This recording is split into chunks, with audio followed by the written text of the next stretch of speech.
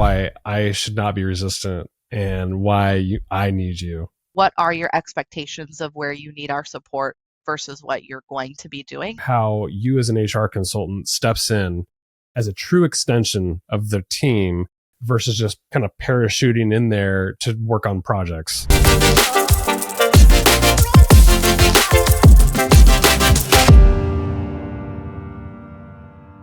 Cole, it is so good to have you back on the show. Thanks for coming on. Yeah, of course. So you play an interesting role. You're an HR consultant. You work with lots of small businesses across varying industries.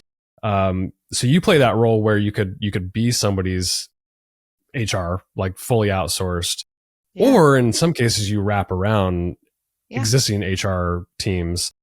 What's interesting is like I sort of see it from the reverse perspective. I'm an internal marketing leader for Xenium, but yet I use outside consultants all the time for various things, and I'm able to kind of plug and play where I need to. I can see a world where if you're wrapping around internal HR people, where they might see you as a little bit of a threat versus a thinking partner. I just want to have this conversation about like, how do you maximize that relationship? Like you might have executive leaders bringing somebody like you in to augment an existing team. How can this go well from your perspective?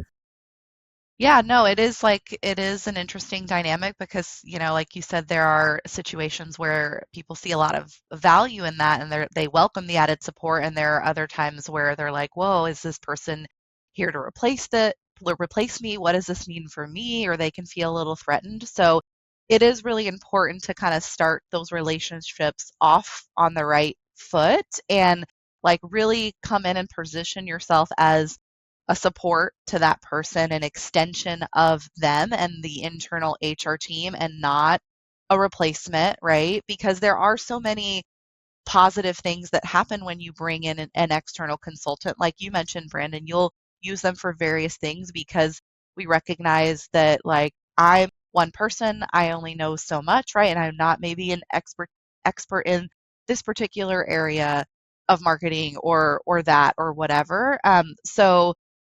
And the same with HR, right? Like I might be really good at employee relations, but like the compliance piece of stuff, maybe I'm not, or everyone is so different. And so having that additional bandwidth or support for projects or things that you don't have time for, or just a thought partner or mentor as well can be really impactful. So I think it goes best when we're able to come in and position ourselves as that way and build a really strong relationship with that internal HR team or internal person.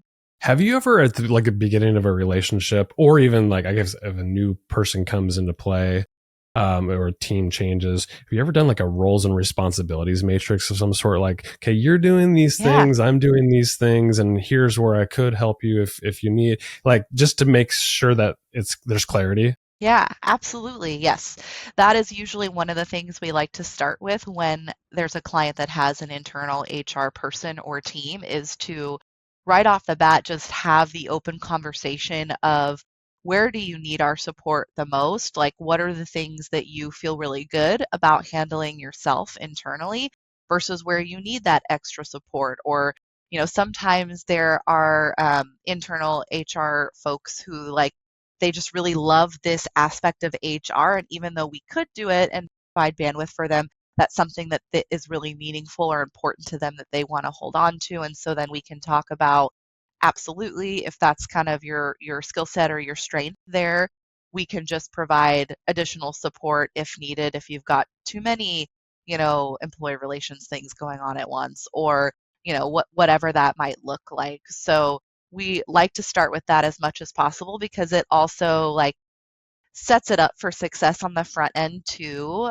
Like there's this saying in like conflict resolution that like most conflicts come as a result of unmet expectations, right? Like you expected someone to do something or you expected something to go a certain way and that wasn't met, but we very rarely ever communicate what those expectations are or what that looks like for you.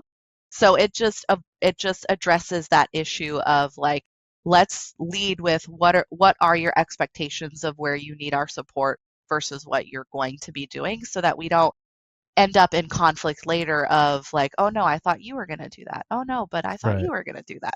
Okay, I'm going to role play with you real quick. I'm Okay. an HR person at a company that is so resistant to having you on my team. You're a consultant and you're here to replace me. Make your best case why I should not be resistant and why I need you.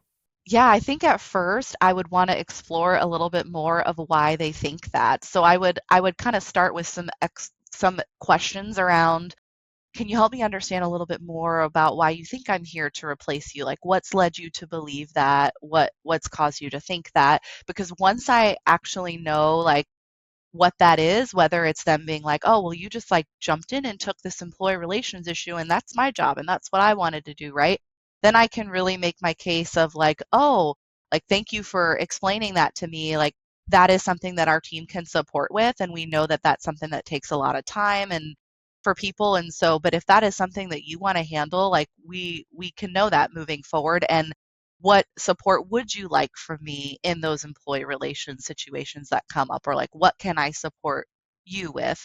So really like framing the conversation of like how I can help them once I understand what it actually is that they need help with. So I think my like, rather than trying to be super salesy and like convince them to be on my side of like, oh well, I have 10 plus years of HR experience and my master's and my certification. Like I could do all of those things, but that's not going to help them see the value if right off the bat they're like, this person's here to replace me. It's just going to make them Right. think more about, oh gosh, all these qualifications they have that are going to potentially Yeah, it's replace them. intimidating. Right. So I think I would like, I can't convince you, like you have to convince yourself, if that makes sense. And the way that I can help you convince yourself is just by asking a lot of questions, getting curious about like, what leads you to believe that? Like, what are your concerns? What would you like my support with? What would be most meaningful for you? And focusing it on that person and how we can help them see the like what's in it for me factor, rather than explaining to them all the benefits for the organization as a whole, right? And all my skills and qualifications. Yeah, it totally makes sense to like approach them with like a, how can I best help you? Like Yeah, where are your gaps? And then let's figure out a way to work yeah, effectively together. yeah, yeah. And I sometimes say too, like I am very happy with my job at Xenium. I do not want your job. Like I recognize your job is like really hard and you add a lot of value. Like you know the culture and history of the organization better than me or better than anyone. And so like really also highlighting for them the value of like me partnering with them. It's harder for me to do all of those things when I don't know the culture so intimately and the employees so intimately like they do. So like ideal state is really us partnering together, because then the employee and the organization gets the best of both worlds that way. What does a healthy partnership look like day to day for you wrapping around internal or working closely with them? And maybe it's not day to day necessarily. It's like, Yeah. checking in every week. But I imagine early on in a relationship, it's like every company is using different tools of communication. So do you like sort of figure out the best way to work with each other and then find your footing that way and then figure out a cadence? Like walk me through Yeah. your approach.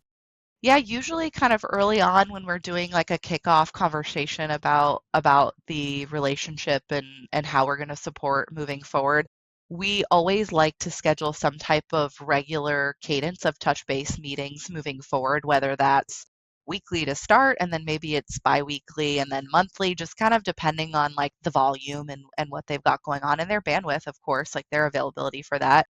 But those regular touch base meetings is how we keep the lines of communication like open and ongoing, of like, what's on your plate? What can I help you with? Giving them updates on projects or things that are going on our end.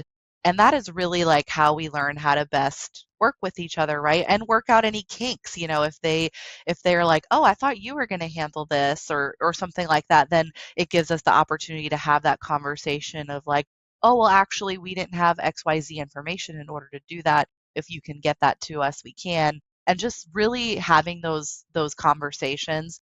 And it's also how we build relationships and just ask them like, how are you doing personally? How was your weekend? Or just those types of conversations as well can be really impactful and change the dynamic of the relationship and make it work really well when we're able to build those really strong relationships and they see the value kind of step by step on that regular cadence. The HR function is complex. It's there's a lot of both tasks from a administrative standpoint and from a strategic standpoint, and I think often the strategy takes a back seat Yeah. because of all the administration. So that being said, like internal teams can be stretched thin and overwhelmed, and I wonder how you as an HR consultant steps in as a true extension of the team versus just kind of parachuting in there to work on projects. Yeah. So um every client is different. I've probably said that a million times, and I'm sure you know that. But I think it's fair to say.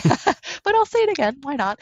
Um, and so it depends on that internal HR person because there are some internal HR people that we'll work with that have like a deep knowledge and expertise and skill set where they want to be doing some of that more strategic work themselves, but the daily employee relations issues and clients questions or policy questions are bogging them down to where they can't do that type of work. And so when we come in, right, sometimes it's a matter of they want to focus on that strategic work and they want us to help with those day-to-day employee relations things that pop up, which we can do. And then they're more like satisfied and feel like they're able to make more of an impact directly there, on site with the employees.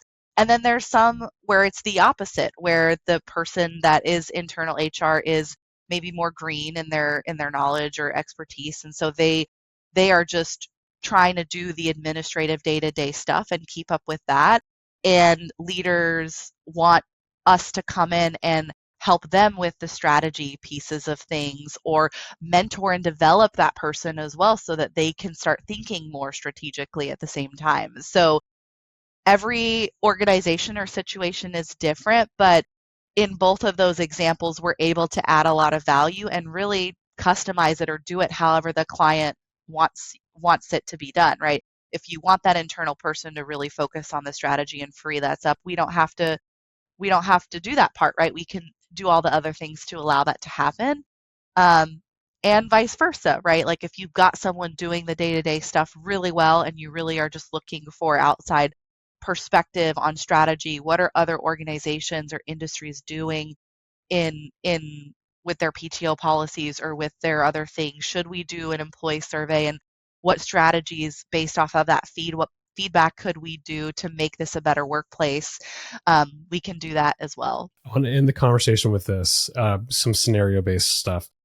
What advice would you give an HR professional who is green in a small organization where HR falls to them, who have you as a consultant? So, what advice would you give that person versus maybe a little bit large organization, but they have they're an HR leader. They have experience.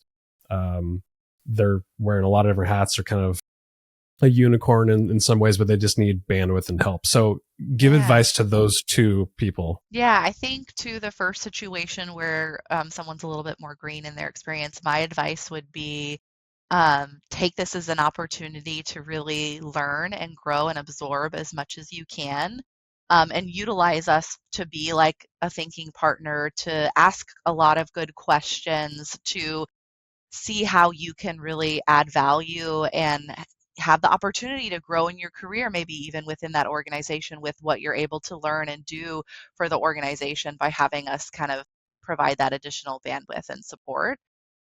So that would be my advice.